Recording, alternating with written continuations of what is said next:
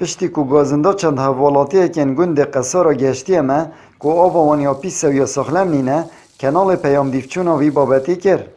آبا قصارا شندک بیر توازیات هید که ایک جوان بیر توازیات ناف مالان دایه و جلوی زانستی و جی اف چنده یا درست نینه. خلک گندی جید بیشن گلک جاران گلش ناف آبدات هید و مباری دل ما گیر هد گیرید و بتنید ساله که داتان کلمتر زن و کند بن. جلوی خوب مختاری گندید بیجید آوا میا پاکج و کرستین پیتوین پاکر نا آوه جیل بردستن. بیرا و آوه یا ناف مالا دا. اگه بیرش کفتن ناف مالا دا آوا قستلا یا سولینا او همه ده تکل بنه. اگه اف آواش تکل بیه ده اخیری آف پیس دیار کردن. نوکه اگه تو بچه که گلک مالا چید بیتن اف خلکی و منطقش اغلبه هجار نشینه. بچینا بیت آوان جهاز خوب کردن اوید آوه تصفیت کن و پاکشت کن. ایجاد برهن ده اف آوه هنه بیت اگری نخوشید مازن. بگو تو بچه که احصایی که بکی گلک خلکی و گندای ایشو گلچیس کالیه رملاله. اوه چه اف آوه نیا پاکجه. آوا پیسه. يعني جرك جارا بين جديدن جرك جارا وقتی مروف حنفی ود کرد يعني جليشت جلتي تخاري وكي تشتت جنگي وتشت تطت نخار جرك جارا گوندیا گازنده خواهد گاندینا يعني جهد بر پرس و شولجي بس حتى نوكا بچه ورنگرتیه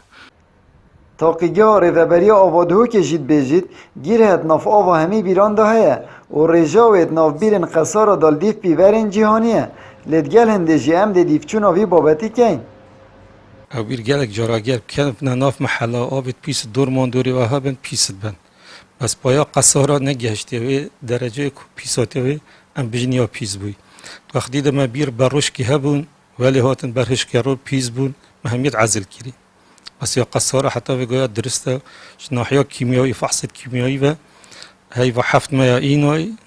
چه تشتی بصانین حتی بگوید درسته کر بخار نتید و همی آوا گیرد ناف ده هی هر کی درجه کیه هی کیمی هی زیده ما جنده استاندارد جهانیه تین الصحه العالمیه ام دیف سو استاندارد چین هر وقت نبز گیر بید هر تشتی بید ماده کار ناف آویده بید او ام فحص کن تجاوز کید ام ده تقریره که دینا دایره خو ام ده بجنه اف ماده آنت اف گیر ناف و آویده یا زیده بی اف آواب کیر و خوارنه ناید داره دیجرات خوبت بارا بترجي او بير تنعزل كيرن يا قصارة 150 يا حد مسموح يضيف ستاندرد جهاني 150 اكيد كشام بيام دچين ديف چونه كي بمحل خركين غازندل كيري مثلا چتشته آف پیتویه که سرکی و جیانه لو ماجیفر حکومت ساخلمی ها حوالاتیان برچاف ورگیرید و آوه که پاقش بو خلک گند قصارا دابین کد